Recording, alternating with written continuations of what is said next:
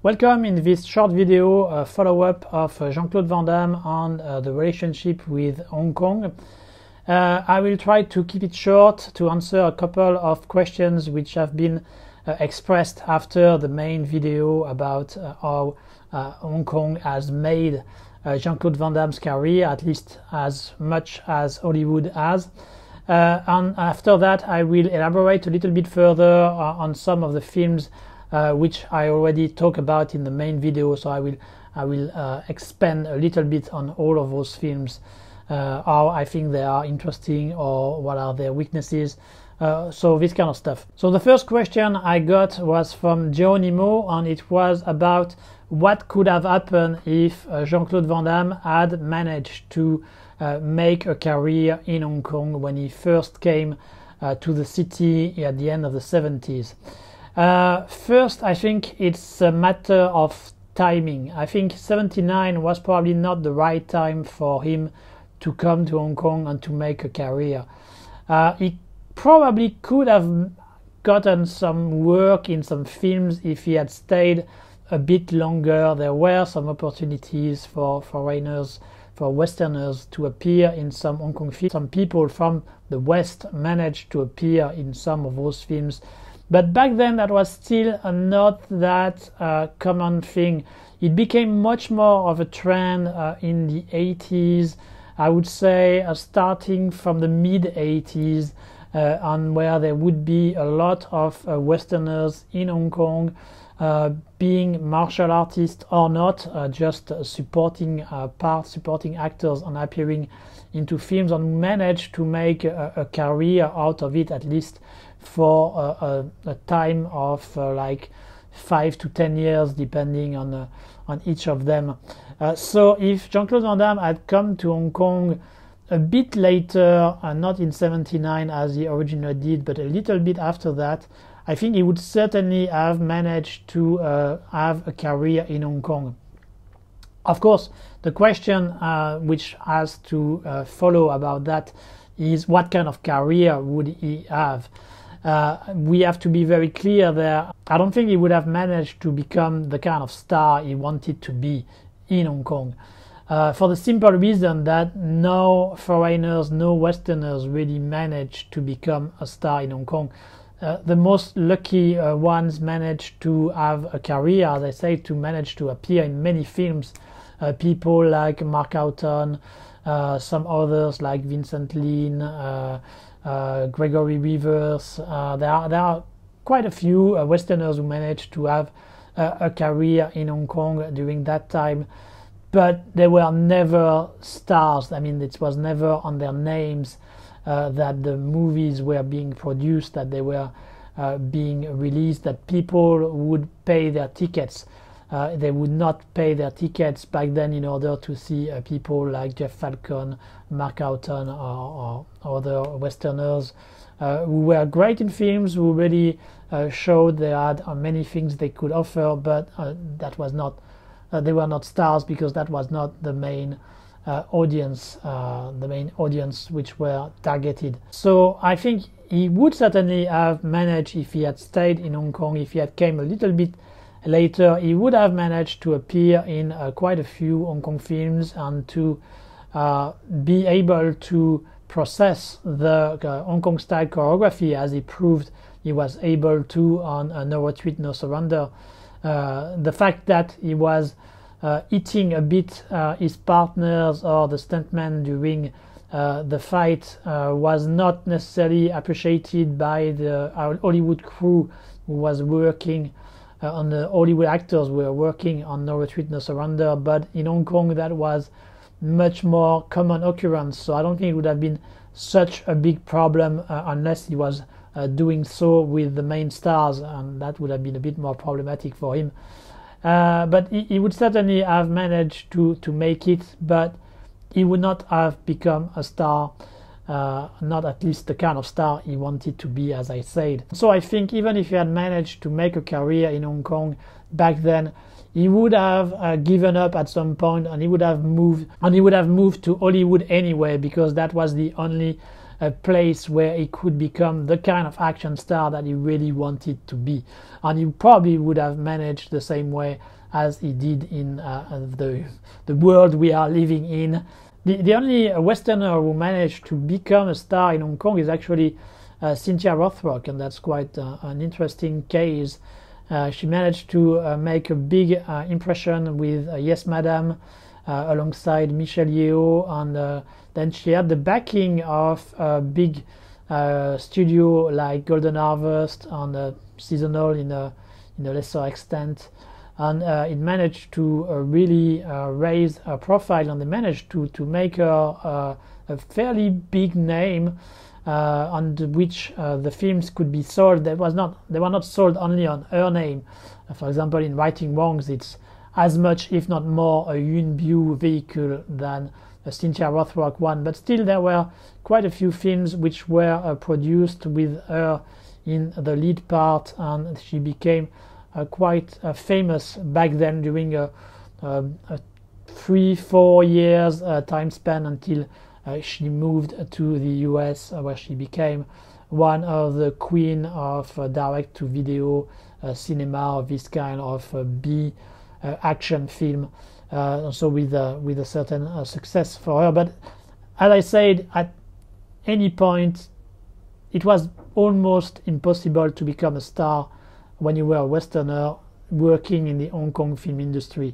It was a good way to start, it was a good way to get some experience, to be able to do things there, and then, but if you wanted to go one step further, there was no other choice than going to Hollywood and try to make it there.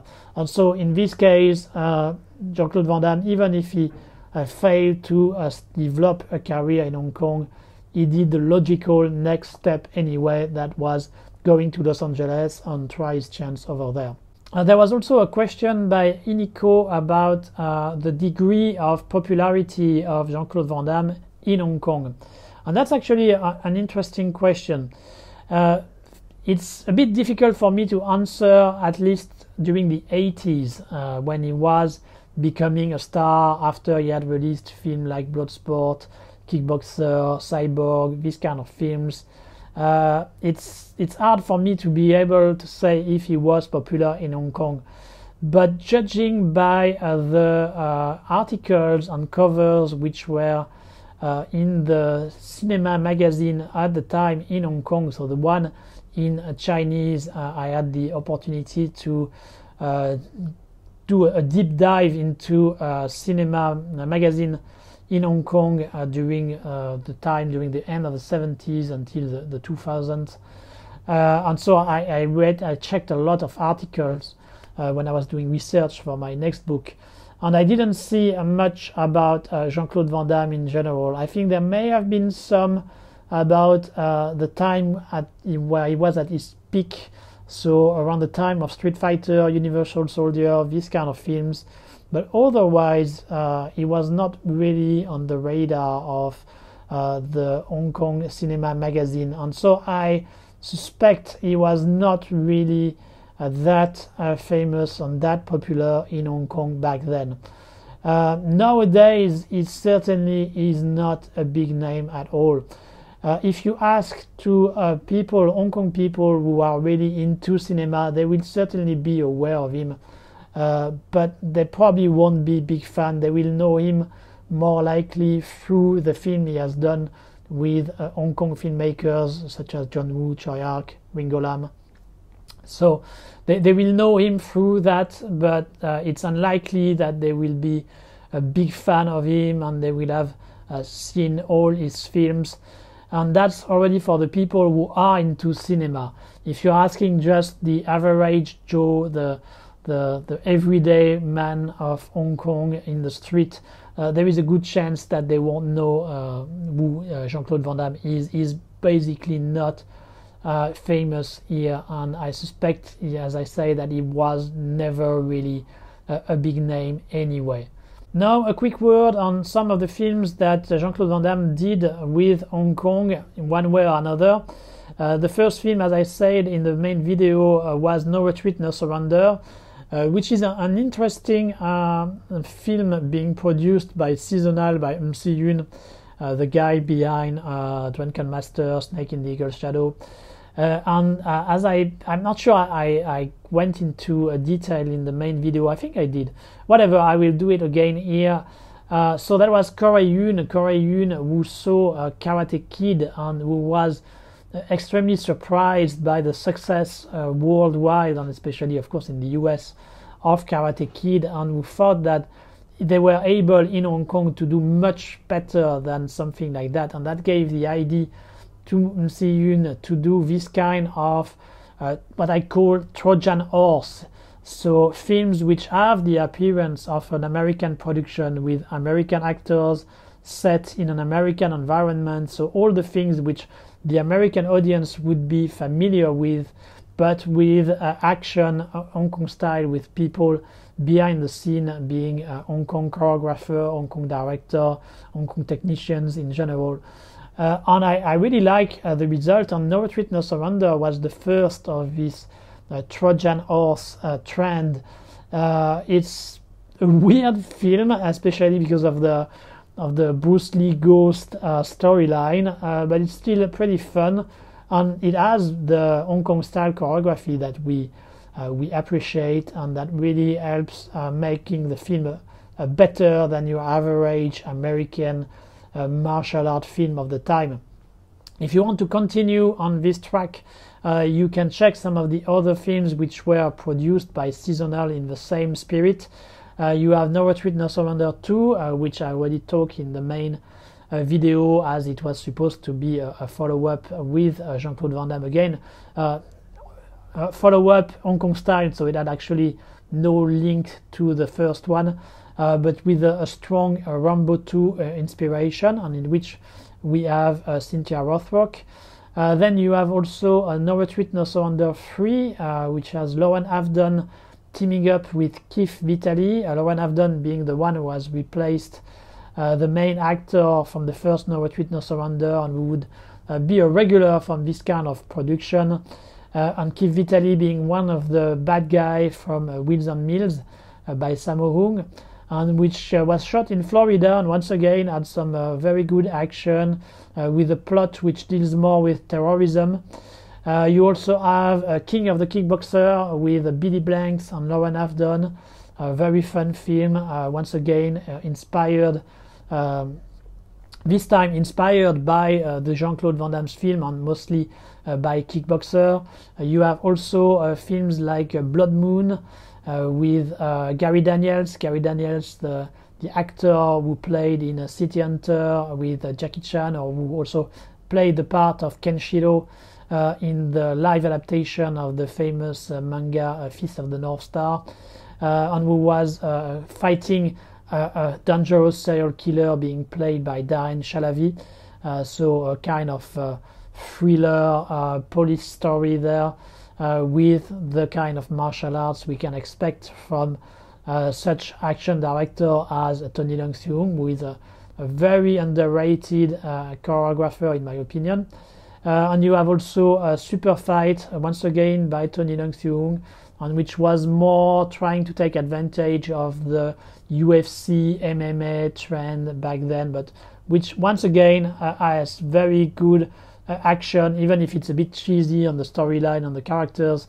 That's often the case of those Trojan Horse film, but the action is always very good quality, so at least on that you can have a look. And you also have American Shaolin, which is kind of the Karate Kid with Shaolin instead. So all these films are pretty fun. They are not masterpieces, obviously. They are not great cinema. It's not Scorsese, it's not Sergio Leone, but it's still a pretty entertaining Hong Kong style B movie. So you should check it out if you have liked the first No Retreat, No Surrender. Then of course we had Bloodsport, which was not an easy production, which took quite some time. They shot it actually in '86, and it took some time during the post-production and the editing process before they got a good result and they were able to release it. But it was certainly a phenomenon when it was released. I remember personally I was a kid, a teenager when I saw it, and indeed it had a pretty strong impression on me, and I think it did have a strong impression on many Western teenagers like me, and it pushed the whole generation of young boys and sometimes girls to train and to learn martial arts. And so for that reason alone, the film is important and has a strong legacy. For the film itself, I still find it fairly entertaining. It's certainly not a masterpiece, and if you compare it to the action films which were being produced in Hong Kong at the time, clearly it's one or two level below, but it's still quite entertaining. One of the good points of the film is Jean-Claude Van Damme himself. I think back then he had really an innocent, naive look, and you could easily relate to him because of that, because of this innocence and this charm, young charm that he had. That was really an asset for the film, I think, on that he was able to bring this kind of charisma to the part.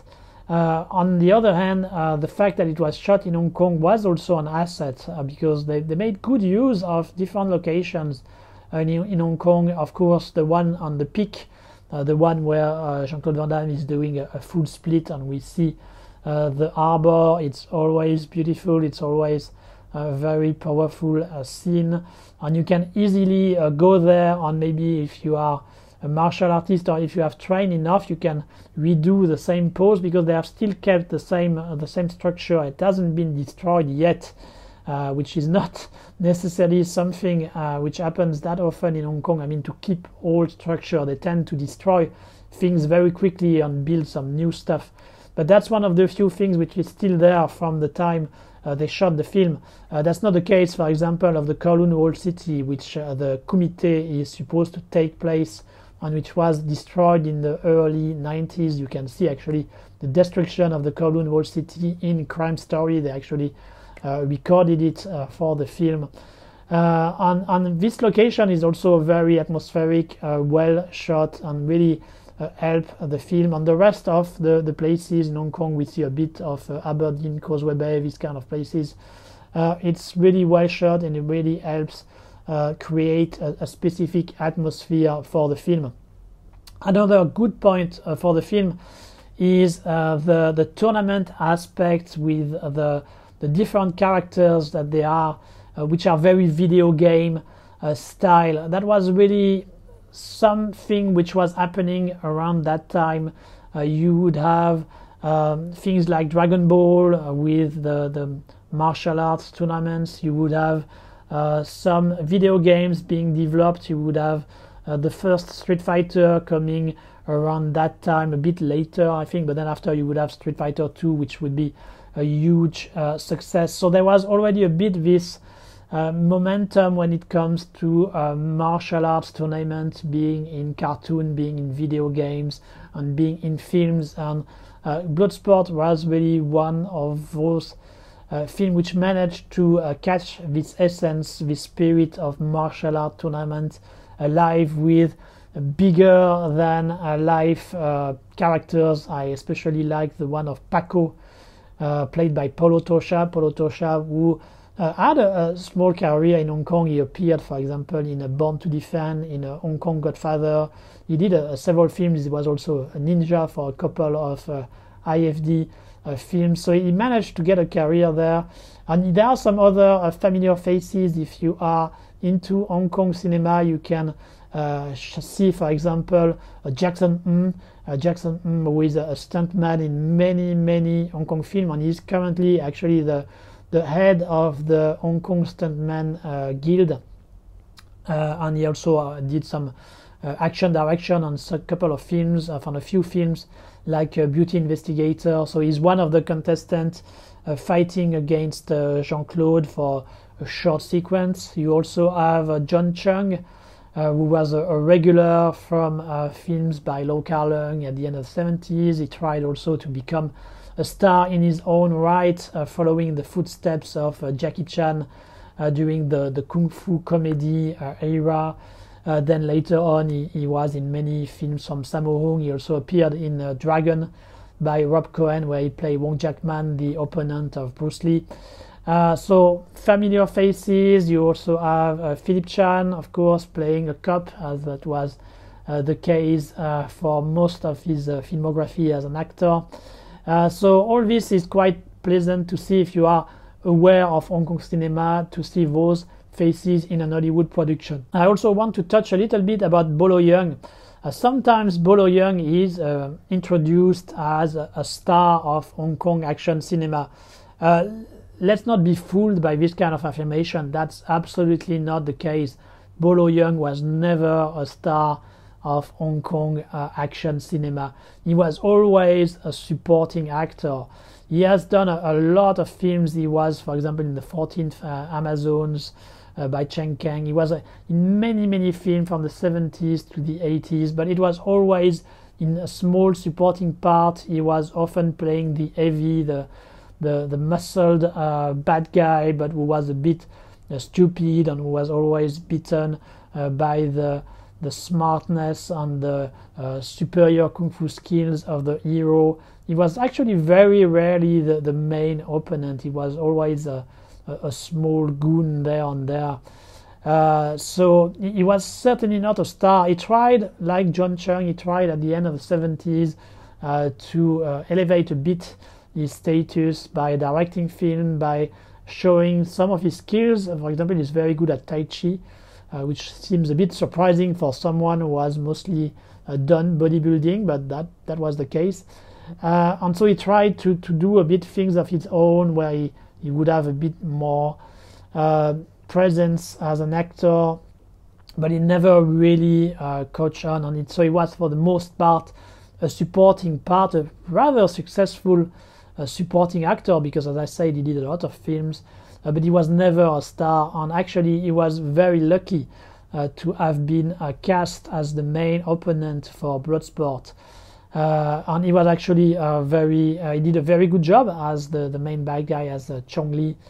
He really had the physical stature, and he had some enough good skills when it comes to martial arts in order to look convincing, and he brought a lot of energy and this evilness. So he was very credible. I think it was a very good choice for the part. But clearly that's because he was in Bloodsport that he managed to got a second wind in his career, and so he went to the US and he did quite a few B-movie, direct-to-video movie in which he was indeed the star following the success of Bloodsport, and that's very good for him. He probably made more money doing those films in the US from this short time there, rather than the whole time he had his career in Hong Kong. So that's a very good thing for him, but once again, let's not be fooled. He was not an action star of Hong Kong cinema when he did Bloodsport. Kickboxer is fairly similar, I would say, to Bloodsport in that it was not a great action film in any way, but it managed to do the job. It managed to inspire Western boys and girls, teenagers, in order to go into martial arts. It's entertaining, it's simple story, but efficient enough with a memorable bad guy. So we find a bit the same ingredients in Kickboxer that there was in Bloodsport. It's maybe slightly less good than Bloodsport, I would say, but still quite entertaining and quite successful at what it was trying to do. Once again, it was a good thing that they had some real locations, some real Taiwanese location. The one with the temples, for example, that was pretty nice work of cinematography there. And the rest of the location being in Hong Kong works also pretty well. All the village was actually made in Sai Kung. Good luck if you want to try to find back where it was shot. I think some people have tried and have managed to locate it, but of course there is really nothing anymore, so it's really just for the one who are very much into Jean-Claude Van Damme's film that it's worth to check. Once again, we have some familiar faces from the Hong Kong film industry, and it's quite fun to see them play parts there which they are not used to do in Hong Kong cinema, and that's especially the case for Dennis Chan. Dennis Chan, who is playing the master of Jean-Claude Van Damme, who has been a supporting actor in a huge number of films, of Hong Kong films. He had a bit more interesting parts in The Lunatics, one of the rare cases where he had a more developed part, but otherwise he was always playing very small supporting parts. But in a lot of films he was actually more active behind the camera because he was in charge of production, and he also directed some films, so it's more interesting from this point of view when we look at his career. But it's quite funny to see him play a martial art master, because obviously he has absolutely no martial arts skills. I think he was selected because he actually speaks a perfect English, so I think that was the main criteria behind his casting there. But still, he is fairly convincing. I think he was convincing the first time I saw Kickboxer, and when I wasn't familiar with Hong Kong film in general, I think I completely believed that he was a martial art master. Now, when I come back to the film and I watch it and I'm more used to Dennis Chan, I really find it difficult to believe that he is a martial art master. The only time where he's supposed to show his skills, of course, is doubled. And all these kind of things I didn't really realize when I was young, but now it's pretty obvious for me. So I think it doesn't work that well, but still it's fun to see him playing the part here. And there are some other familiar faces. Hong Kong stuntman, there is Sino Ying, who has been in many films, especially the ones of Lo Kar Leung. There is Lee Ka-ting also, who appear in many Hong Kong films as playing the bad guys, Dragon Forever for example, but many others. So it's quite fun to see all these people there. And of course we have a memorable bad guy in Tong Po, played by Mohamed Qissi, which once again, I mean, make a very strong impression when you are a teenager, when you are a kid. When you look at it after, once you are more experienced, once you have seen more films, you can, it's pretty simplistic and quite heavy-handed, but anyway, it works, so it's still pretty fun and pretty entertaining. So Bloodsport, Kickboxer, not the greatest action film ever made. I'm not one of those who will say that they are the greatest martial arts film ever made. I think they are clearly one step below the one which were made in Hong Kong at the time, or even before. I mean, if you compare to some of the films made by Lo Kar Leung during the end of the 70s, early 80s, or the one by Samung, I mean, clearly those films are superior on every aspect.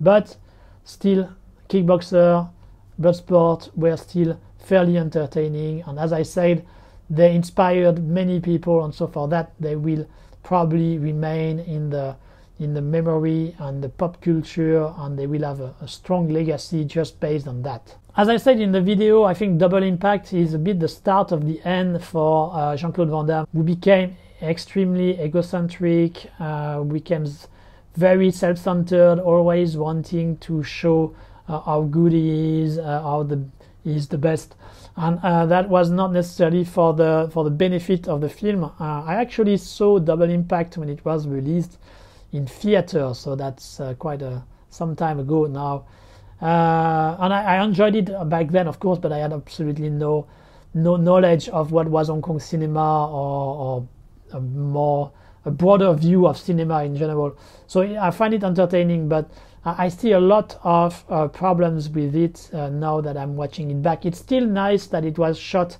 in Hong Kong and it managed to keep a bit of the atmosphere of the city. I think it's less nicely shot, less nicely done than in Bloodsport. The photography in Bloodsport is a bit more vibrant. There is more energy in the shot, while in Double Impact it's a bit more washed out, maybe because of the special effects when they are supposed to be twins, I'm not sure, but it's a bit less natural and less vibrant in Double Impact compared to Bloodsport. Still, we can see Hong Kong, and it's always nice to see the Hong Kong of the time, Hong Kong which is disappearing, unfortunately, with the current development. But still, though, that's a nice thing to see there. So unfortunately, Jean-Claude Van Damme becomes a bit too self-centered, as I said. And another weak point for the film, in my opinion, is the action, the choreography. There is an attempt to do something artistic, but I think it's not successful at all. There is an overuse of slow motion. That's especially the case in the fight with Bolo Yeung, the final fight with Bolo Yeung. Slow motion is a good tool for a filmmaker when doing action, there is no doubt there. But I think one of the important factors of a successful choreography, martial arts choreography, is actually the speed.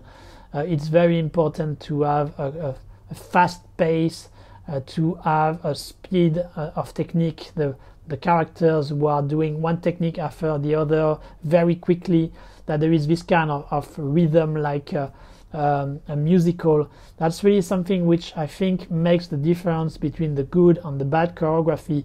And if you look at what people like Jackie, like Samo were doing back then, during the time they shot Double Impact, they were really emphasizing the speed of the action, and then sometimes they would use a slow motion in order to highlight one specific move or to increase the power, the impact of one of the moves. And I think the combination of this technique worked extremely well. But when you start to overuse only one of them, it's not good. If you do only fast forward all the time, it will lose a bit of the impact of the choreography. And at the same time, if you only use slow motion over, that's not to the benefit of the choreography. There is also a scene with a super kicker in the dark, which tries to be aesthetic. I understand they try to do something a bit more elaborate, but I think it's very frustrating and very unconvincing as an action scene. And that's something which would plague action scenes in the rest of Jean-Claude Van Damme's career, at least when he was rather in charge or when he was working with American directors. I'm thinking, for example, of The Quest, which suffer exactly from this kind of symptoms, with overuse of the same technique, overuse of the slow motion, and at the end that makes for very frustrating fight scenes. And so at the end, Double Impact is still fairly entertaining, but you can see that all the bad inspiration which would plague the rest of Jean-Claude Van Damme's career are there. They are at their infancy stage, but they are there, and they would, as I said, plague the rest of his career. Then there are the films he did in the US with several Hong Kong directors, John Woo, Choi Ark, and Ringo Lam. So the one he did with John Woo was Hard Target, which was a pretty successful. I mean, if you put it in context of John Woo's career, it's certainly not one of his best films. Of course, A Better Tomorrow, The Killer, Bullet in the Head, Hardball, they are all, and I would say also Just Heroes, they are all, in my opinion, better than Hard Target. But it still has enough of the John Woo tropes, the John Woo characteristics when it comes to action in order to make it quite entertaining. We also have Lance Henriksen playing the bad guy, that's always a good point. We have enough of the John Woo spirit there in order to have a good time watching it. And of course, if you take it into the context of Jean-Claude Van Damme's career, Hard Target is probably one of his best films. That doesn't mean that it's the masterpiece. As I said, the masterpiece of John Woo are certainly more from his second stage of his Hong Kong career. But because in general, Jean-Claude Van Damme's career is not that great, that's enough to make Hard Target one of his best films. Once again, we find some of the elements which are a problem in Double Impact. So the megalomaniac aspect of Jean-Claude Van Damme, which makes his character not extremely nice, not someone you really care as much as you should, in my opinion. But there is the John Woo maestria, the John Woo efficiency when it comes to action, and that's enough to have a good time watching our target. Especially now that we have actually several edits which are available. There is a work print, there is the theater version, and I think there are now at least 2 other versions with different editings. So by having access to these different edits, you can really get the essence of what John Woo was trying to do, and to get a more pure John Woo cut, which is certainly an improvement, even if the theater version is completely watchable and it's not a bad film to watch. If you really want to have the best the film can offer, you should, in my opinion, check one of the work print John Woo cut which are available now. When it comes to the collaboration with Treyarch for Double Team and Knockoff, I won't be able to go into details because I have a book which is going to be released about it, so I cannot really spoil here. So I'm afraid I will have to pass, and I will move directly to his collaboration with Ringo Lam, with Maximum Risque, Replicant and In Hell. Maximum Risque, which is quite a frustrating film. That's not really a good Ringo Lam. As we know, the studio was not very happy with it, and so they probably didn't help by making some change. I'm not sure though, even if we had access to the pure Ringo Lam cut, that the film would have been much better. It would probably have been better, but I don't think it would have been a great film in any case. But then at least we got a Replicant and In Hell, which are pretty good film. They suffer from the budget. There is a very B vibe to those films. The photography is a bit dull. There is no really any big name except from Jean-Claude Van Damme. It suffers. It looks really like a direct-to-video film, and that's a bit of a problem. But on the other hand, we have a real interesting character development.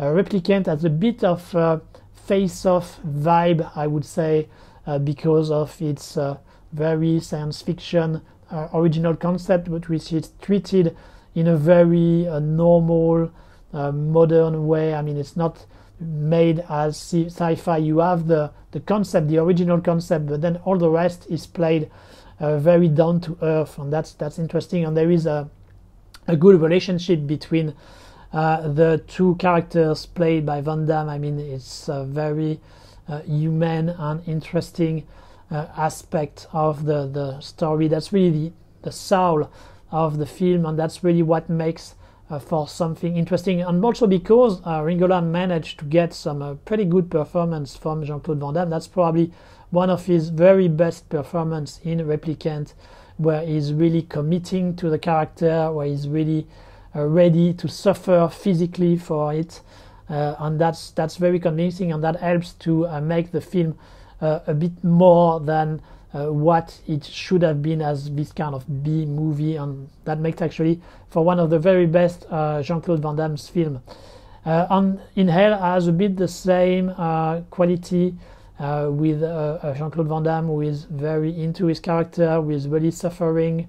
There is all this rough violence which is there, and which is very realistic, and which makes it quite interesting. Once again, there is a bit of this B-movie vibe, but still we relate enough with the character. We appreciate the commitment of everybody involved in the film, and that makes for a nice viewing.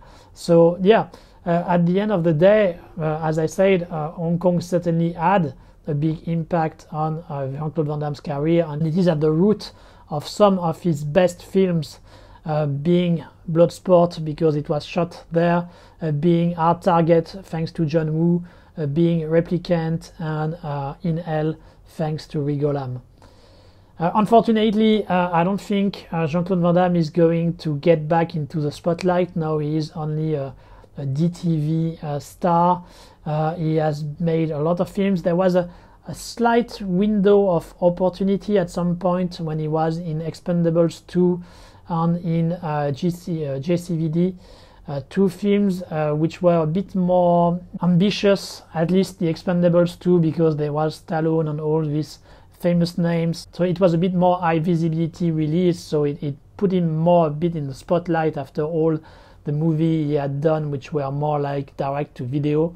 And in JCVD he was able to show another facet, another aspect of his acting. So it could have been the time for him to try to launch his career in another direction. Unfortunately, that didn't happen, and he went back to be in a lot of cheap direct-to-video film. And so I think at this point that will remain the rest of his career, doing this kind of cheap direct-to-video film. And that was especially the case when he did the remake of Kickboxer, which I found very bad. That was quite a shame, actually, to see him there. I think that was the good choice for him to play the master, to play a mentor, someone who would be teaching a new generation of heroes. That point was good, but his appearance, the way he acts, he seems to be in another world, he seems to be on another planet during the whole film. And the action itself was not very good. It was kind of the worst of Hollywood style action film compressed in 1 hour 30 minutes. So it was a very sad viewing, and unfortunately, as I said, I think that will be the rest of his career when it comes to films. Having said that, it's not too bad for him. As I explained in the main video, he has a great apartment on Kowloon in Simsachoy, so at least he will have a good time being in Hong Kong, being in Los Angeles, or being in Belgium. He will still manage to have a good life for the rest of his time, so it's not all too bad. And as I said also, some of the film he did, being Bloodsport, being some of the other collaborations with Hong Kong filmmakers, still made a strong impact and still have an impact on some people nowadays. So he will still be remembered for this film, and that's already something which cannot be said for every actor there is in the film industry in general. So that's it for this follow-up video on Jean-Claude Van Damme on Hong Kong. I hope you found it interesting, and I hope I will see you soon in another video of the House of Asian Cinema. Until then, take care.